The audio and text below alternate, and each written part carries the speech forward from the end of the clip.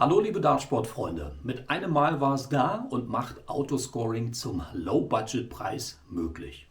Autodarts.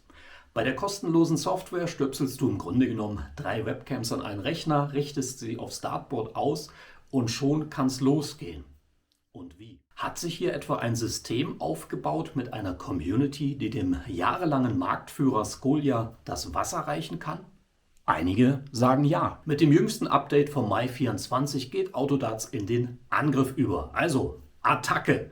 Ich habe beide Systeme über Monate gespielt, alle Updates mitgenommen, Features und Spielerlebnis verglichen. Möge das Battle beginnen!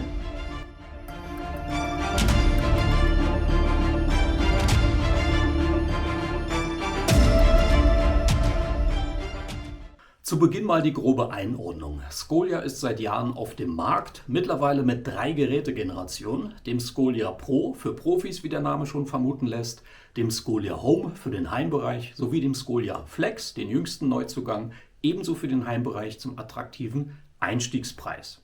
Scolia ist gewissermaßen ein All-in-One Out-of-the-Box-System, also auspacken, aufhängen, loslegen. Du musst dich da um nichts kümmern. Nicht einmal Updates, also neue Funktionen, musst du in irgendeiner Form selbst mit Handgriffen oder so installieren. Die werden über die browserbasierte Plattform einfach ausgerollt und stehen dir dann sofort zur Verfügung. Bequemer geht's eigentlich gar nicht. Und natürlich gibt es auch Service und Support, Garantie auf deine Hardware und sämtliche Updates, wie schon besprochen, und neue Funktionen sind natürlich automatisch mit dabei. Autodarts ist da grundlegend ganz anders. Es ist zum einen ein bislang kostenloses Softwareprojekt, das auch schon einen längeren Weg hinter sich hat und eine sehr bunte Community um sich schart, die aus Programmierern, aus Bastlern, aus Makern wie auch Darts-Interessierten besteht. Autodarts ist gewiss das, modularste System am Markt. Im Kern brauchst du 3 Webcams, 3 Haltearme, ein Dartboard-Licht, Rechner und die Autodarts Software. Aber welche Webcams du nimmst, wo oder wie du die dran schraubst, welches Licht du verwendest, ob du Windows, Linux, macOS, einen Raspberry Pi nutzen willst, ist erstmal egal, weil grundlegend alles machbar. Und das ist eben das Ding. Du musst es selber machen und dich auch ein bisschen damit auseinandersetzen und beschäftigen. Und wenn du zum Beispiel Webcams auseinander nimmst, um diese Platinen dann in deine 3D-gedruckten Haltearme zu schrauben oder auch dein Autodart-System mit Extensions für Licht und Sound aufpimpst, dann kannst du das natürlich machen. Sollst du ja auch, darauf ist es schließlich ausgelegt. Aber das geht dann eben auf deine Kappe. Also da ist jetzt erstmal nichts mit Service und Garantie, wenn irgendwas nicht funktioniert. Du fragst dich halt einfach durch die hilfsbereite Community. Also grundlegend mal ein vollkommen anderer Ansatz. Aber warum wird es jetzt hier interessant? Weil zum einen so in den letzten 3 Monaten sich verschiedene Anbieter, aber auch Lösungen herauskristallisiert haben, mit denen der Aufbau, aber auch der Betrieb von einem Autodart-System verhältnismäßig kostengünstig und auch schnell geht. Die neue Softwareversion 0.24.2 tut ihr Übriges dazu. So, und dann trete ich hier mal ein bisschen zurück zwischen die beiden Systeme, denn ihr seht, ich habe beide hier parallel aufgebaut. Das da ist das Scolia-System, auf der Seite ist das Autodart-System und da oben der Monitor zeigt bereits beide Startbildschirme. Das hier also vom Scolia und das ist der Home-Bildschirm von Autodarts. Zeige ich euch gleich im Detail. Und werde es in dem Video hier so angehen, wie ich es schon bei dem Showdown zwischen Scolia und dem Without One gemacht habe. Ich gehe auf so 6, 7 meiner Meinung nach wichtige Kategorien an, wo es sich lohnt, mal zu vergleichen, was kann das eine, wie geht es bei dem anderen System. Und damit es ein bisschen einfacher fällt, das nachzuvollziehen, werde ich hier erstmal grob die wesentlichen Hauptfeatures vom Scolia vorstellen, denn Scolia legt wirklich in jedem Belang die Messlatte ganz, ganz weit oben an. Was nicht verwundern sollte, es kostet eine Kleinigkeit, es ist seit Jahren auf dem Markt, es gibt 3 Gerätegenerationen und das Ding ist nun mal gepflegt und hat die weltweit größte Community.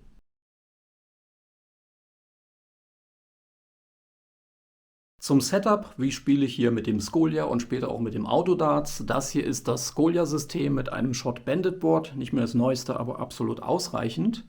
Das ist via Netzwerkkabel verbunden. Die Anzeige da oben läuft über einen großen Monitor und hier übernimmt die Anzeige mein Mini-PC oder Rechner, den ich hier unten auf der Konsole habe.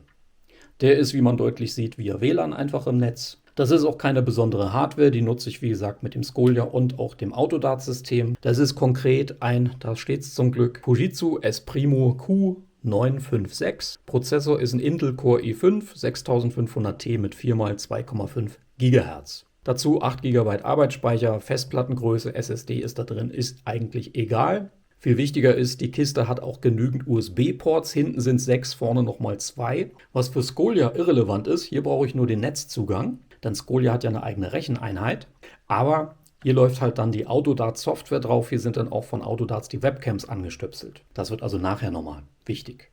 Und wenn ich dann spiele, dann mache ich das mit Scolia wie Autodarts gerne so, dass ich hier so eine Art Second Screen nutze. Das ist bei mir ein Notebook, wo ich den Deckel so umklappen kann, dass das als Touch-Display funktioniert. Und um jetzt hier auf meinen Scolia zuzugreifen, der ja schon online ist, brauche ich eigentlich nur die Oberfläche aufrufen und schon bin ich hier genauso drin. Wenn ich ein Spiel starte, dann kann ich mich hier auf mein Board connecten und habe hier genauso die Spielstandsanzeige.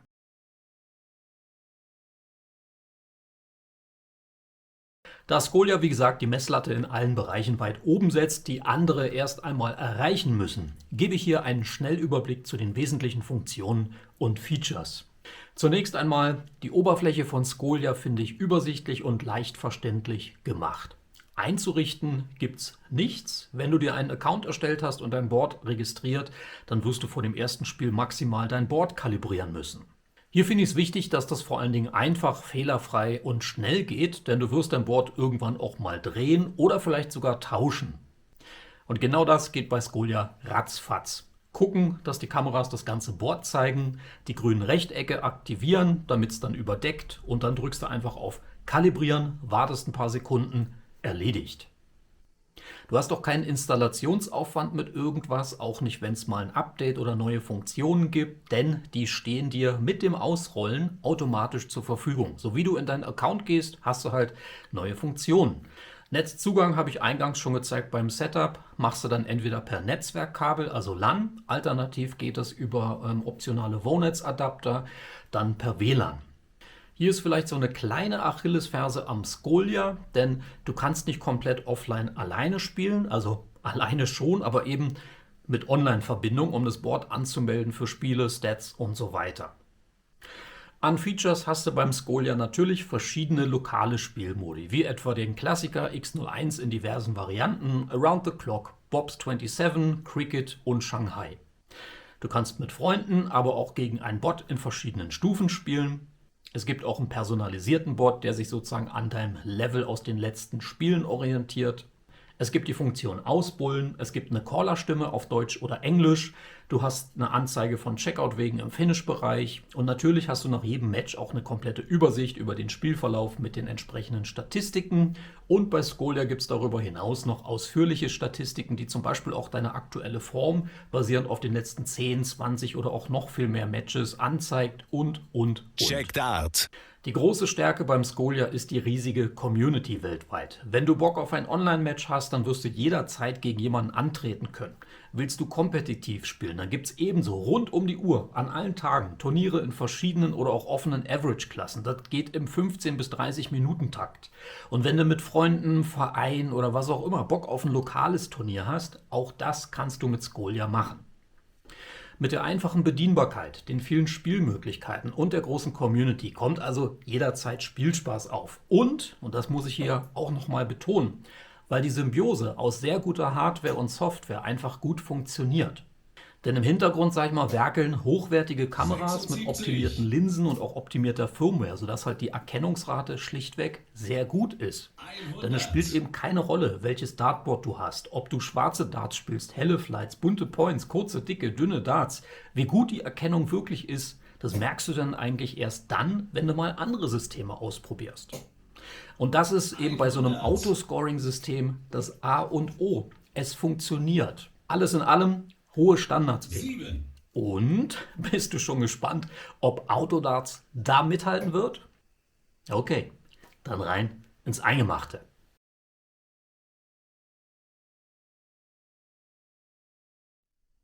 Also gut, das Autodart-System hier auf der rechten Seite. Das sind die von Robbel zur Verfügung gestellten 3D-gedruckten Kameraarme. Als Kameras setze ich die OVI 9732 Module ein. Mit 100 Grad Field of View Linse, dazu dann schon mal die Firmware geflasht, dass Helligkeit, Kontrast schon mal optimiert sind. Es ist der zusätzliche 3D gedruckte LED-Ring, den ich nochmal um einen stärkeren LED-Streifen ergänzt habe, dass die Helligkeit passt. Die Software läuft hier auf meinem Fujitsu Mini-PC, der so wie beim Skolia auch mir da oben dann den Score anzeigt. Wie gesagt, als Second Screen nutze ich dann noch mein Notebook. Installation Ersteinrichtung, wie gesagt mit dem neuen Software-Update im Mai 2024 auf jeden Fall schon mal deutlich leichter und zugänglicher. Nennt sich Autodarts Desktop. Ich zeige das hier auf dem Windows-Rechner. Das ist wahrscheinlich für die meisten einfacher nachvollziehbar. Das kann man sich dann über GitHub einfach runterladen und im Grunde geht es dann in wenigen Schritten durch. Wenn du eben weißt, dass du deine Hardware und den Rechner alles ordentlich miteinander verstöpselt hast und dass das funktioniert, dann geht es hier wirklich innerhalb von wenigen Minuten. Der grüne Ring um das Dartboard sagt im Prinzip, hallo, ich bin bereit, habe die Kameras erkannt, die Erkennung kann schon starten. Weil das Ding jetzt natürlich schon einmal eingerichtet ist, ich sehe hier auch links sofort, aha, meine Software ist auf einer aktuellen Version. Bei der Ersteinrichtung komme ich erstmal hier in so einen Konfigurationsbildschirm, ich mache das mal ganz groß. Das wäre so der zweite Schritt, wenn du Autodarts installiert hast, dass du gegebenenfalls einfach die Kameras 1, 2, 3 zuordnest. Und dann musst du nichts anderes machen, als hier den Zauberstab für die Kalibrierung drücken. Genauso sieht es dann aus und das war es dann auch schon. Für die Ersterkennung ist hier alles durch. Das rote Feld zeigt hier immer auf die 20, passt also alles. Und von daher kann es hier auch direkt mit dem Spielen losgehen. Drückt man hier auf den Play-Button, kommt man entsprechend auf die Autodarts-Oberfläche und kann mit den Spielmodi loslegen. Sehr, sehr ähnlich zu den Modi, die es bei Skolia auch gibt, plus vielleicht ein, zwei mehr. Aber ich wollte noch mal darauf zu sprechen kommen, wenn die Erkennungsrate, je nachdem welche Kamera du hast und wie du die befestigt hast und so weiter, noch nicht ganz passt, dann geht es schon los. Was man hier auch ein bisschen wissen muss, es gibt noch den altbekannten Autodart Manager bzw. den Board Manager. Der lässt sich über die passende IP-Adresse, über die das Board registriert ist, erreichen, beziehungsweise am Rechner über Localhost und dann hinten dran 3180 kommst du auf den Board Manager. Denn neben der Config, die ich eben schon gezeigt habe, gibt es hier noch eine erweiterte Kalibrierung für jede einzelne Kamera. Nämlich die Felder, die hier einzeln erkannt worden sind, kann man hier manuell, wenn es sein soll, nochmal so korrigieren, dass dieses Overlay mit dem Gitter soweit passt. Dann drückt man auf Save und kann so schon mal ein bisschen optimieren. Auch einfach zu bedienen, einfach zugänglich, aber man muss halt schon so ein kleines bisschen mehr wissen, an welcher Stelle ich was mache und wofür das gut ist. Den Board Manager kann ich wieder schließen. Was aber immer laufen muss im Hintergrund ist eben der Autodarts Desktop, weil der eben die Kameras und das ganze System initialisiert. Von hier aus dann einfach das Spiel starten, rein in so einen X01er zum Beispiel. Und hier finde ich, gibt es so von den grundlegenden Settings keinen großen Unterschied, auch zu einem Skolia. Es gibt auch das Ausbullen. Ich kann dann in so eine Lobby gehen. Ganz cool ist hier, über diesen QR-Code kann ich mich mit meinem Handy direkt auch auf dieses Spiel einloggen. Ich könnte diesen Link an jemand anderen teilen oder hier einfach auch einen von diesen Bot-Leveln auswählen und das Spiel starten. Jetzt ging es los mit dem Ausbullen. Ganz cool ist auch, dass man quasi die Original-Board-Ansicht hat. Spielt man gegen einen Gegner online, dann sieht man sein Board. Das ist ganz cool gemacht. So, und jetzt habe ich die Kamera mal geswitcht auf das Notebook. Denn was wie bei Skolia, bei Autodarts auch funktioniert ist, ich kann mich direkt mit meinem Zweitgerät auf mein Board quasi einloggen. Dazu gehe ich hier auf mein Boards und sage hier zum Beispiel Go to Match. Und schon bin ich, so wie eben auch, in dem Ausbullen-Modus. Und es geht auch device-unabhängig, ob Handy, Tablet, Notebook, anderer Rechner, Fernseher, Hochformat, Querformat. Das geht hier auch alles. Was standardmäßig allerdings nicht dabei ist, ist zum Beispiel eine Caller-Stimme und bestimmte Events. Checkout-Wege schon, die werden mit angezeigt, so wie gesagt auch das Ausbullen. Und hier gibt es zum Beispiel kostenlose Browser-Extensions. Und wenn man die installiert, ich nutze hier Chrome, da nennt sich das Autodarts Tools. Bei Firefox gibt es das Gleiche. Und wenn man diese Erweiterung installiert, gibt es auf der linken Seite zum Menü nochmal Option Tools. Und da kann ich zum einen ein bisschen die Oberfläche, also die Farbe der Scores für mich anpassen und noch ein paar andere Optionen vornehmen. Das Coolste aber an dieser Erweiterung, finde ich, ist, man hat eine Caller-Stimme.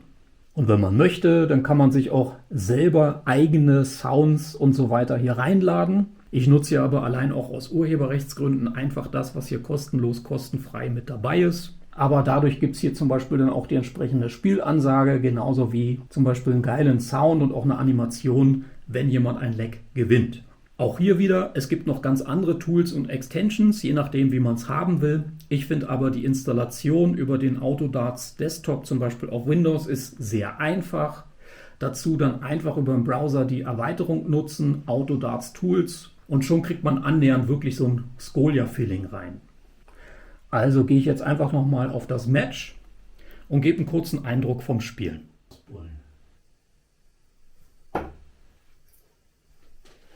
So, der sagt -8, den habe ich schon mal verpasst. Jetzt ist der Bot dran. Okay, ich war trotzdem näher dran. Also geht es dann rein in den Spielmodus. Da oben läuft schon mal so ein Balken durch, da haben wir so einen ganz kleinen Fehler aktuell. Das ist genau das Thema, was hier zum Beispiel schon mal sein kann. Es ist ein kostenloses Projekt, es wird hier und da einfach mal privat, sage ich mal, gewartet. Von daher kann es auch mal zu Aussetzern kommen oder wie gesagt so kleinen Randerscheinungen. Das ist dann schon mal ein Unterschied zu einem Scolia.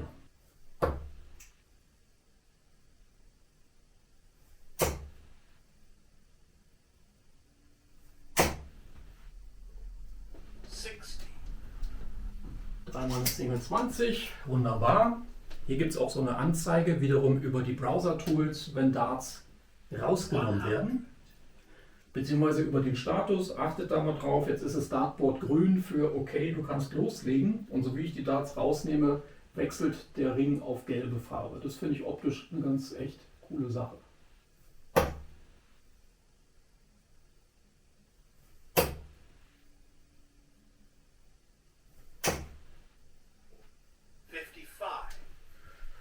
Hier geht es schon los. Das ist zweimal eine Triple 5 und einmal eine Single 20. Haut also hier gerade nicht ganz hin. 24.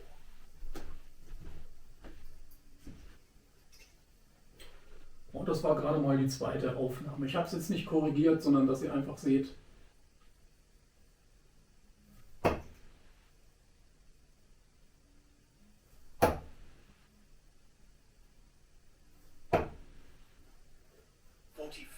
wie das funktioniert. Hier knapp am Draht, die Erkennung ist prima, Removing Darts, das passt. 45.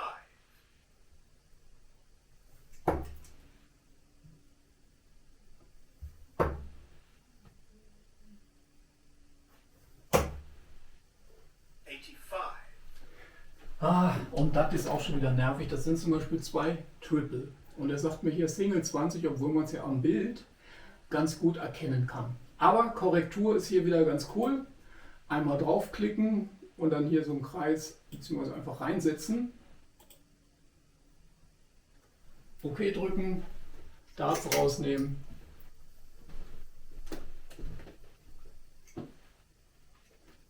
Und dann passt es.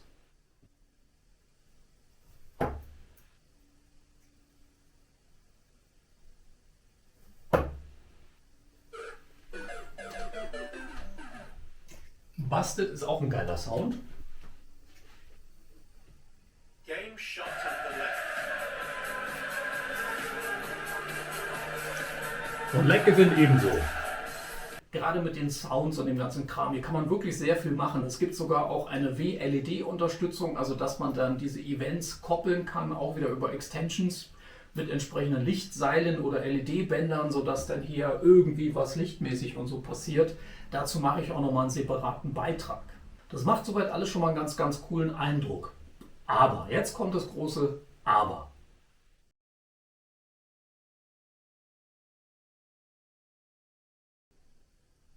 Wie gut bei deinem Setup das mit der Erkennungsrate funktioniert, hängt halt auch von verschiedenen Faktoren ab.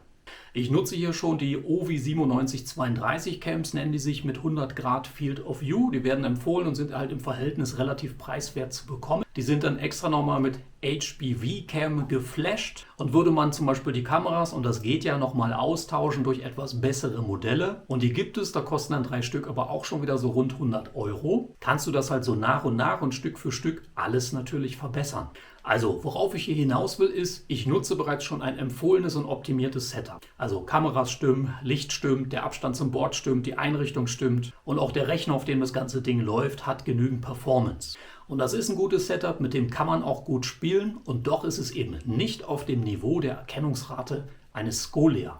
Und das lässt sich sogar sehr einfach miteinander vergleichen. Ich kann nämlich die Kameras vom Scolia abstöpseln, sind ja auch nur USB-Cams, und habe die genau an meinen Autodarts-Rechner mal dran gemacht. Ja, und siehe da, die Erkennungsrate und der ganze Spielspaß war dann annähernd so wie beim Scolia. Ich sage bewusst annähernd, denn beim Scolia so als Referenzwert, ich spiele immer so Best of 5, also sagen wir rund 10 Legs bei im Schnitt vielleicht 30 Würfen, einfacher zu merken. Macht also 300 Darts, wo ich beim Scolia-System nicht einmal was korrigieren musste. Wobei einmal bei einem sehr, sehr knappen Doppel. Nehme ich quasi die Scolia Hardware in Kombination mit der Autodart Software und werfe auch 300 Darts, dann hatte ich so 3-4 Situationen, wo ich den Score korrigiert habe. Was eben zeigt, die Autodart Software, also auch der Erkennungsalgorithmus, ist schon sehr, sehr gut. Was dann eben den Unterschied macht, sind die Hardware-Komponenten. Das liegt auch daran, dass diese Kameras eben oft Automatismen haben, um Lichtsituationen und so weiter auszugleichen. Ist eben kein geschlossenes System. Das heißt, da eben einfach ein bisschen ausprobieren, ein bisschen austesten und für sich selber eben festlegen und optimieren. Denn eins, denke ich, kann ich für diesen Showdown zusammenfassend hier schon mal sagen. Mit Autodarts kriegst du auf jeden Fall kostengünstig ein ganz gut funktionierendes Autoscoring-System zusammen. Aber dann gibt es eben noch das Killer-Argument. Ganz klar. Und das ist die Größe der Community und die ständige Online-Verfügbarkeit. Autodarts wird weiterentwickelt. Das passiert manchmal im Hintergrund, manchmal auch in den späten Abendstunden. Da kann es schon mal sein, dass der Autodart-Server weg ist für eine halbe Stunde. Auch Online-Matches, je nach Tages- oder auch Nachtzeit. Also abends geht es besser, da sind ein paar mehr Leute online am Spielen, da findest du auch mal einen Online-Gegner. Und ab und zu gibt es so Matches, da hängt dann irgendwas. Also entweder bei mir auf der Seite oder auch auf der Seite meines Gegners. Ich hatte schon so 2-3 Matches, da lief es eigentlich ganz gut, hat gerade richtig Spaß gemacht und zack, war irgendwo der Wurm oder ein Fehler drin. Naja, und dann musst du halt leider raus. Und das sind dann eben auch so die Herausforderungen, auch mit einer wachsenden Community, mit wachsendem Traffic über diesen ganzen Systemen und auf den Servern. Das hat Scolia eben alles schon hinter sich und im Griff. Von den Features her, von der Oberfläche, von, ich sag mal, der Menge an Spielmodi und so weiter sieht es richtig gut aus. Da braucht sich Autodarts auf keinen Fall verstecken. Aber ständige Verfügbarkeit des Systems, die regelmäßige Pflege und natürlich die Größe der Community. Da braucht es einfach noch einiges. Von daher, ich finde, war ein sehr, sehr spannendes Battle. In einigen Punkten und wenn es flüssig läuft, tatsächlich ein sehr, sehr gutes Niveau. Aber für mich ganz klar Scolia super easy, nach wie vor voraus. Ich hoffe, es hat euch gefallen. Lasst gerne mal eure Meinung unten in der Kommentarsektion da, würde mich sehr interessieren. Und Grüße schicke ich ebenso voraus. Vielen Dank fürs Reinschauen, bis zum nächsten Video. Tschüss, ciao, good darts. Euer Olli.